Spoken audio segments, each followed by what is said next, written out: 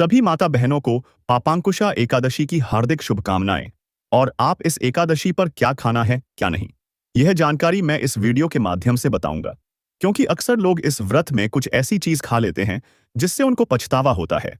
तो आप इस व्रत में बैगन, प्याज, लहसुन आदि चाहिए मस्जिद रख सकते हैं, और आप अकेला टमाटर, खीरा आदि चीजों का क्विक्स सेवन कर सकते हैं। लेकिन इस एकादशी के दिन आप बाजार से लाया हुआ टूथपेस्ट नहीं कर सकते, क्योंकि इस टूथपेस्ट में नमक पाया जाता है, और हमारे व्रत के लिए यह नमक उपयोगी नहीं है। तो आप इस बात का विशेष ध्यान रखें कि आपको दातुन ही करना है। बाबुल या नीम की दातुन करके आप अपने व्रत को सही नियम से रख सकते हैं। लेकिन आप और भी कुछ कारण होते हैं, जैसे कि सिंगर करना। आप एकादशी के दिन ना ही कोई खुशबू वाला तेल लगाई और ना ही कोई प्रकार का श्रृंगार करें। पहले पूजा करने के लिए या बालों को खुला रखें, और पूजा करने के बाद ही आप श्रृंगार करें।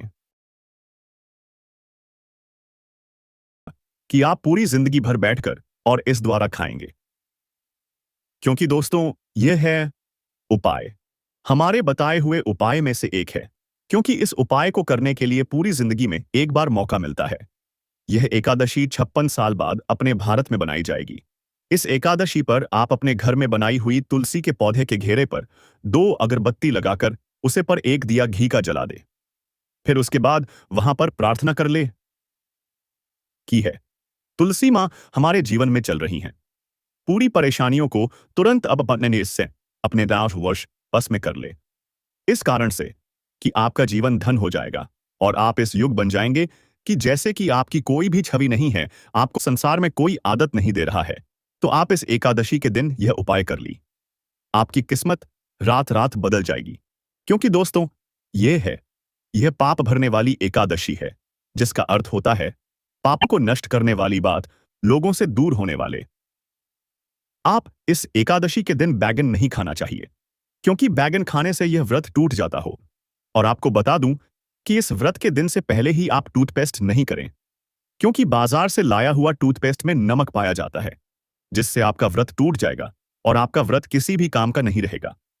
आपको यह ध्यान जरूर रखना है कि उसे दिन आपको नींद या बबूल की दातुन करना है, जिससे कि आपका व्रत टूटे ना।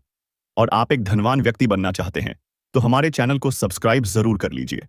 दोस्तों, आप इस एकादशी के दिन तामसिक भोजन खाना भी बंद कर दे, क्योंकि तामसिक भोजन खाने से हमारी बुद्धि भ्रष्ट हो जाती है और हम नष्ट हो जाते हैं। हमारे जीवन में इस जीवन का बहुत ही महत्व, इस जीवन को दूसरी की मदद में लगाने से हमारा जीवन धन्य हो जाएगा। और भगवान प्रेमानंद जी कहते हैं कि यह प्रकार का भोजन खाने से हमारे शरीर में कई बीमारी पनपती हो, हमारी बुद्धि एक नष्ट होते होते रह जाती है। श्री कृष्ण द्वारा यह एकादशी इस कथा में बोली गई है। युधिष्ठिर ने पूछा, हे मधुसूदन, अब आप कृपा करके यह बताइए कि अश्विन की शुक्ल पक्ष में किस नाम की एकादशी होती है और उसका क्या महत्व होता है। तो भगवान श्री कृष्ण बोले, हे राजन, अश्विन की शुक्ल पक्ष में जो एकादशी होती है वह पापांकुशा एकादशी के नाम से विख्यात होती है। वह सब पापों को हरने वाली, स्वर्ग और मूंछ प्रदान करने वाली, शरीर को निरोग करने वाली यह एकादशी बनाई गई है। क्योंकि इस एकादशी पर भगवान श्री कृष्ण ने बताया है कि तुलसी मां की पूजा अवश्य करना चाहिए। इस एकादशी पर जो लोग अपने रोगों से परेशान रहते हैं और उनको बार बार बुखार एवं अन्य समस्या आती हैं, तो वह इस एकादशी का व्रत रख ले। मैं कसम खाता हूं कि आपको किसी भी प्रकार की परेशानी नहीं आएगी। यह एकादशी रोग को हरने वाली है तथा सुंदर स्त्री, धन तथा मित्र देने वाली है। यदि अन्य कार्य के प्रसंग से भी मनुष्य इस एकमात्र एकादशी को उपवास कर ले तो उसे कभी यम यातना नहीं प्राप्त होती। राजन, एकादशी के दिन उपवास और रात्रिक में जागरण करने वाले मनुष्य अनायास ही दिव्य रूपधारी चतुर्भुज गरुड़ की ध्वजा से युक्त होते हैं। क्योंकि आपको बता दूं कि इस एकादशी के दिन आप गरुड़ भगवान का ध्वज है नहीं, झंडा को अपने घर में लगाना चाहिए, और पीतांबरा होकर भगवान विष्णु के धाम को जाते हैं। पीतांबरा भगवान विष्णु का ही नाम है, क्योंकि वह पीले वस्त्र धारण करते हैं। तो आप उसे दिन पीले वस्त्र धारण करके ही इस व्रत को रखें, और व्रत पारण करते समय भी पीले वस्त्र पहने होना चाहिए। राजेंद्र, ऐसे पुरुष मातृ पक्ष की 10, पितृ पक्ष की 10 तथा पत्नी पक्ष की भी 10 पीढ़िया का उद्धार कर देते हैं। उससे दिन संपूर्ण मनोरथ की प्राप्ति के लिए मुझ वासुदेव का पूजन करना चाहिए, क्योंकि इस एकादशी पर आप भगवान वासुदेव की भी पूजा करेंगे। क्योंकि भगवान वासुदेव ने ही श्री कृष्ण को अपना पुत्र, बहन और उसे निप में आया। तो इसलिए भगवान विष्णु कहते हैं कि आप हमेशा इस एकादशी बनाएंगे तो आपको किसी भी प्रकार का रूप नहीं आएगा। यह उसे दिन संपूर्ण मनोरथ की प्राप्ति के लिए मुझे वासुदेव का पूजन करना चाहिए। जितेंद्र मुनि चिरकाल तक कठोर तपस्या करके जिस फल को प्राप्त करना चाहता था, वह फल उसे दिन भगवान गरुड़ ध्वज को प्रणाम करने से ही मिल जाता है। जो पुरुष सुवर्ण तिलभूमि को अन्य जल जूते और छाते का दान करता है, तो है कभी यमराज को नहीं देखा। निरपेक्ष श्रेष्ठ नरेंद्र पुरुष को भी चाहिए कि वह स्नान, जब ध्यान आदि करने के बाद यथाशक्ति होगा, यज्ञ तथा दान बगैर करके अपने प्रत्येक दिन को सफल बनाएं। जो हम स्नान, जब ध्यान और यज्ञ आदि पुण्य कर्म करने वाले हैं, उन्हें भयंकर यम यातना नहीं देखनी पड़ती। लोक में जो मानव दीर्घायु, धनाट्य, कुलीन और निरोग देखे जाते हैं, वे पहले के पन्ने आत्मा है। पुण्यकर्ता पुरुष ऐसे ही देखे जाते हैं। इस विषय में अधिक खाने से क्या लाभ होगा? मनुष्य पाप से दुर्गति में पड़ते हैं और धर्म से स्वर्ग में जाते हैं। राजन, तुम्हें मुझसे जो कुछ पूछा था उसके अनुसार यह एकादशी का महत्व मैं वर्णन किया है। अब और क्या सुनना चाहते हो तो मैं आपको बता दूं कि है राजन, इस एकादशी पर अगर आपकी पत्नी भी है व्रत रख लेती है, तो आप जिस रोग के कारण दुनिया में भटकती फिर रहे हैं, तो आपको भटकना नहीं पड़ेगा और आप अपने घर बैठकर ही खाना खाएंगे, क्योंकि इस एकादशी को रखने से आपके शरीर जरूर हो जाता है और आपके पापों को हरने वाली है। एकादशी बहुत ही महत्वपूर्ण मानी जाती है। आप इस एकादशी पर ज्यादा से ज्यादा दान करना सीखें, क्योंकि छत का दान करने से आपकी हर इस समस्या का समाधान हो जाएगा। दोस्तों, सबसे ज्यादा छत का दान करना ही उचित माना जाता है, क्योंकि जिस छाते को आप दान में देते तो वह चाहता बहुत से कामों में आता है, तो आपकी हर एक मनोकामना भी पूरी हो जाती है। जिस महिला पर संतान नहीं होती है, वह भी इस तरह का दान करें। और आपको बता दूं कि उसको भी यह व्रत रखना चाहिए। लेकिन प्रेग्नेंट महिला भी है, व्रत रख सकती है, लेकिन आपको बता दूं कि वह काम व्रत रख सकती है, उपवास में थोड़ा खाना भी खा सकती है। पापांकुशा एकादशी का व्रत बहुत पवित्र माना गया है। यह आश्विन शुक्ल पक्ष की एकादशी को आती है और भगवान विष्णु के पद्मनाभ स्वरूप की पूजा होती है। इस दिन व्रत, उपवास और भक्ति से पापों का नाश होता है और मोक्ष की प्राप्ति मानी जाती है। पापांकुशा एकादशी पर क्या करें? प्रातःकाल स्नान, सूर्योदय से पहले स्नान करें। घर और पूजा स्थान को शुद्ध करें। संकल्प लें, भगवान विष्णु का ध्यान करके व्रत का संकल्प लें। पूजा विधि: विष्णु भगवान की मूर्ति या चित्र को गंगा जल से शुद्ध करें। पीले वस्त्र पहनाएं। तुलसी दल, पीले फूल, पंचामृत, धूप, दीप और नैवेद्य अर्पित करें।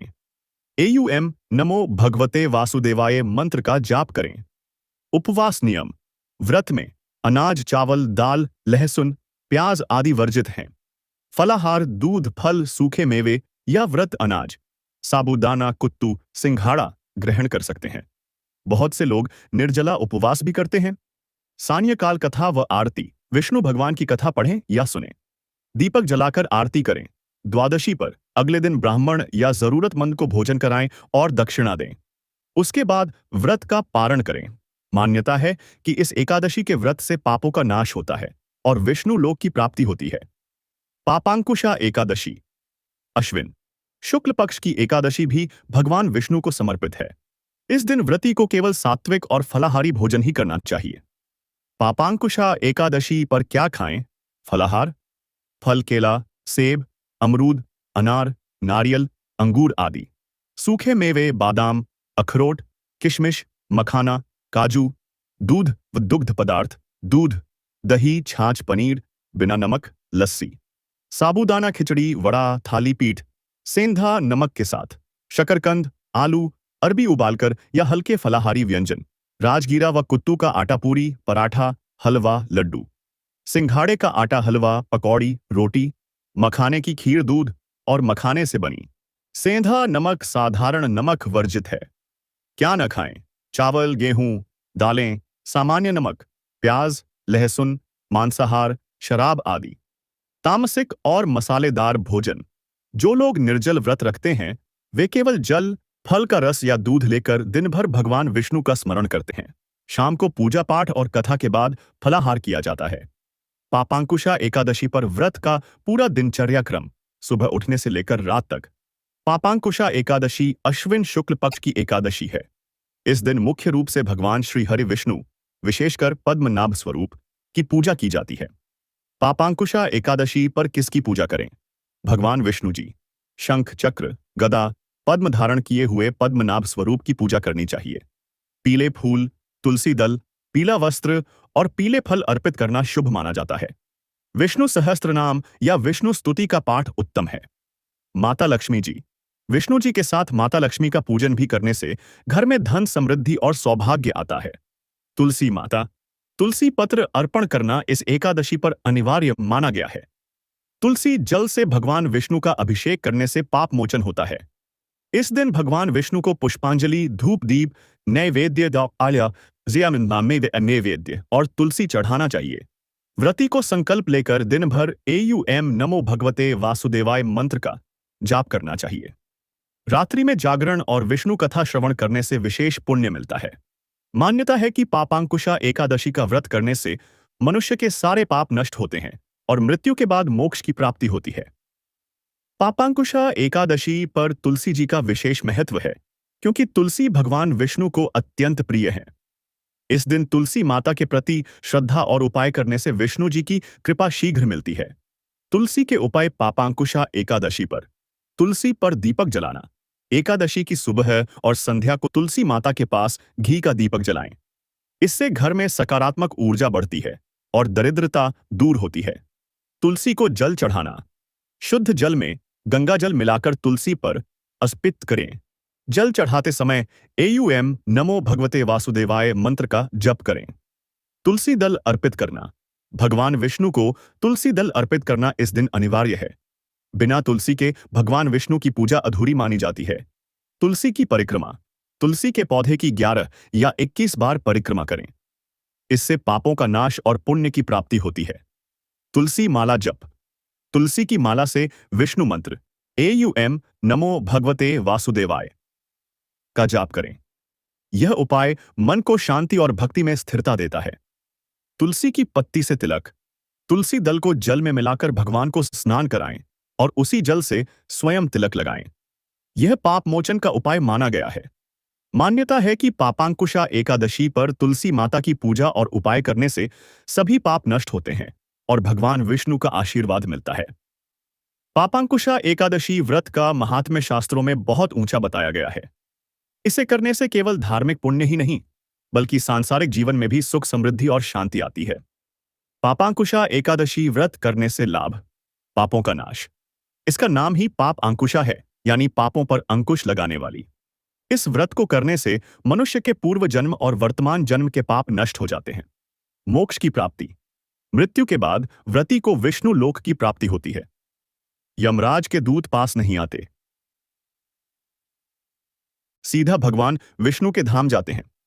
धन, समृद्धि व सौभाग्य, माता लक्ष्मी का आशीर्वाद मिलता है। घर में दरिद्रता व क्लेश दूर होते हैं। आरोग्य व दीर्घायु। व्रत करने वाले को निरोगी जीवन और दीर्घायु की प्राप्ति होती है। पितरों की तृप्ति। इस दिन किए गए दान, पुण्य और व्रत से पितर प्रसन्न होकर आशीर्वाद देते हैं। सुख, शांति व मनोकामना पूर्ति। संतान सुख, पारिवारिक शांति और मनचाही कामना पूरी होती है। पद्म पुराण में कहा गया है कि पापांकुशा एकादशी का व्रत करने से मनुष्य सभी पापों से मुक्त होकर भगवान विष्णु के धाम में जाता है और उसकी सभी इच्छाएं पूरी होती हैं। इसलिए यह व्रत पापमोचन, मोक्ष और सुख समृद्धि तीनों का द्वार खोलता है।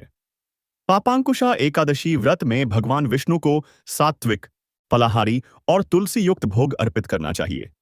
पापांकुशा एकादशी पर भगवान विष्णु को भोग: मिठाई, मीठा, मखाने की खीर, दूध, मखाना, गुड़, शक्कर से, राजगीरा या कुत्तू का हलवा, नारियल लड्डू या निसिद आस गुड़ के लड्डू, फल, केला, अमरूद, नारियल, सेब, अनार, अंगूर आदि। मौसमी या अन्य ऋतु के फल भी चढ़ा सकते हैं।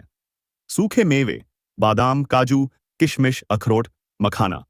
फलाहारी व्यंजन: साबूदाने की खिचड़ी, शकरकंद या आलू की फलाहारी सब्जी, सेंधा नमक से, कुत्तू, सिंघाड़े की पूरी। पेय पदार्थ: दूध, दही, लस्सी। शुद्ध जल में तुलसी पत्ता डालकर अर्पण करें।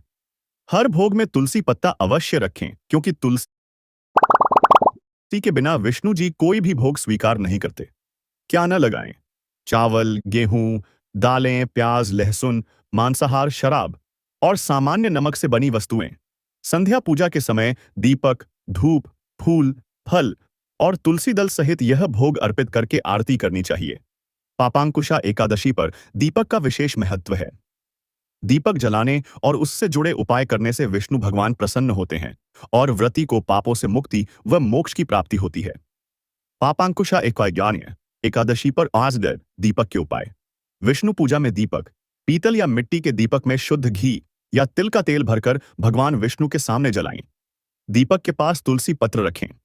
इससे घर में लक्ष्मी जी का वास होता है। तुलसी के पास दीपक संध्या समय तुलसी माता के पास दीपक जलाना अनिवार्य माना गया है। मान्यता है कि इससे पाप नष्ट होते हैं और घर में सुख समृद्धि आती है। अखंड दीपक यदि संभव हो तो एकादशी की रात विष्णु जी के सामने अखंड दीपक जलाकर रखें। इससे मोक्ष का मार्ग प्रशस्त होता है। दीपदान का महत्व। एकादशी के दिन मंदिर में या किसी ब्राह्मण को दीपक दान करना पापों से मुक्ति दिलाता है। यह अनंत पुण्य देने वाला उपाय माना गया है। दीपक जलाते समय मंत्र। दीपक जलाते हुए यह मंत्र बोलें। एयूएम दीप ज्योतिषे नमः। एयूएम नमो भगवते वासुदेवाय। मान्यता है कि पापांकुशा एकादशी की रात दीपक जलाने से जन्म जन्मांतर के पाप नष्ट होते हैं और विष्णु धाम की प्राप्ति होती है। रात में दीपक कहां और कितने जलाने चाहिए इस एकादशी पर ताकि अधिकतम फल प्राप्त हो? पापांकुशा एकादशी पर दूब, दुर्वा घास का विशेष महत्व है क्योंकि यह भगवान विष्णु और गणेश जी दोनों को अति प्रिय है। इस दिन दूब के उपाय करने से पापों का नाश और दीर्घायु का आशीर्वाद मिलता है। पापांकुशा एकादशी पर दूब के उपाय। विष्णु जी को दूब अर्पित करें। पूजा के समय विष्णु जी को दूब तुलसी के साथ चढ़ाएं। मान्यता है कि इससे जीवन के सभी पाप नष्ट होकर मोक्ष की प्राप्ति होती है। शालिग्राम पूजा में दूब। यदि घर में शालिग्राम जी हों तो उन्हें तुलसी व दूब अर्पित करना अत्यंत पुण्यकारी है। तुलसी और दूब का संग। तुलसी पर दूब चढ़ाएं और फिर उस तुलसी दूब को भगवान विष्णु को अर्पित करें। यह उपाय सुख समृद्धि और संतान सुख देने वाला माना गया है। दूब से दीपक सजाएं। संध्या पूजा में दीपक को दूब से घेर कर रखें। इससे घर में नकारात्मक ऊर्जा दूर होकर सकारात्मकता बढ़ती है। संतान और दीर्घायु हेतु व्रती को दूब का छोटा सा गुच्छा सिर पर स्पर्श करना चाहिए। मान्यता है कि इससे संतानों की दीर्घायु और परिवार में सुख शांति बनी रहती है। दान का उपाय। एकादशी पर दूब सहित फल या भोजन गाय को खिलाएं। यह पितरों की तृप्ति और पापों के शमन के लिए श्रेष्ठ माना गया है। शास्त्रों में कहा गया है कि एकादशी पर तुलसी और दूब का संग अर्पित करने से व्रत का फल अनेक गुना बढ़ जाता है। पापांकुशा एकादशी पर दान का महत्व बहुत बड़ा है। शास्त्रों में कहा गया है कि इस दिन किया गया दान पापों को नष्ट करके अनंत पुण्य देता है। पापांकुशा एकादशी पर क्या दान करें? अन्नदान। गरीब, ब्राह्मण, जरूरतमंद या गौशाला में अन्न, अनाज, चावल, आटा, दाल, गुड़ दान करें। इससे पितरों की तृप्ति होती है और पुण्य कई गुना बढ़ता है। वस्त्र दान। ब्राह्मण, साधु या जरूरतमंद को वस्त्र दान करने से दरिद्रता दूर होती है। धन दान। अपनी श्रद्धा अनुसार ब्राह्मणों या गरीबों को दक्षिणा या नकद दान दें। तिल और गुड़ का दान। तिल, गुड़, घी और अनाज का दान पापों को नष्ट करने वाला माना गया है। दीपदान। मंदिर या नदी किनारे घी तेल का दीपक जलाकर दान करना विशेष पुण्यकारी है। गाय को दान भोजन। गाय को हरा चारा, रोटी, गुड़, फल या दूब खिलाना बहुत शुभ है। फल और मिठाई का दान। फल, मखाने, मेवे या मिठाई मंदिर या गरीबों में बांटें। जलदान। पितरों और देवताओं की शांति के लिए कलश में जल भरकर दान करना श्रेष्ठ है। शास्त्रीय महत्व। पद्म पुराण में कहा गया है, जो भक्त पापांकुशा एकादशी पर दान पुण्य करता है वह जन्म जन्म के पापों से मुक्त होकर विष्णु धाम प्राप्त करता है। संक्षेप में, इस दिन अन्न, वस्त्र, तिल, फल, दीप और गौसेवा का दान सबसे उत्तम माना गया है। पापांकुशा एकादशी पर छाता दान करना शास्त्रों में अत्यंत पुण्यकारी बताया गया है। पापांकुशा एकादशी पर छाता दान का महत्व। धूप ताप से रक्षा। शास्त्रों में कहा गया है कि जैसे छाता धूप और बारिश से बचाता है, वैसे ही यह दान करने वाले को परलोक में कष्टों से बचाता है। मोक्ष का मार्ग सुगम। जो व्यक्ति इस दिन छाता दान करता है, उसकी आत्मा यमलोक के मार्ग पर धूप ताप, वर्षा और कठिनाइयों से सुरक्षित रहती है। पुण्य की वृद्धि। छाता दान को छत्र दान के कहा गया है और यह अनंत पुण्य देने वाला माना गया है। समानामी है। पापांकुशा एकादशी पर किया गया छत्रदान हजारों यज्ञों के बराबर फल देता है। दरिद्रता का नाश, घर में लक्ष्मी का वास होता है और धन संपत्ति में वृद्धि होती है। दीर्घायु और सुख शांति। मान्यता है कि छाता दान करने से परिवार में दीर्घायु और शांति बनी रहती है। शास्त्रीय आधार। पद्म पुराण और विष्णु धर्म सूत्र में उल्लेख मिलता है कि जो भक्त एकादशी के दिन छाता, जूते, वस्त्र या अन्न दान करता है, उसे यमराज के भय से मुक्ति मिलती है और विष्णु धाम की प्राप्ति होती है। सरल शब्दों में, पापांकुशा एकादशी पर छाता दान करने से पापों का नाश, परलोक में सुरक्षा और मोक्ष की प्राप्ति होती है।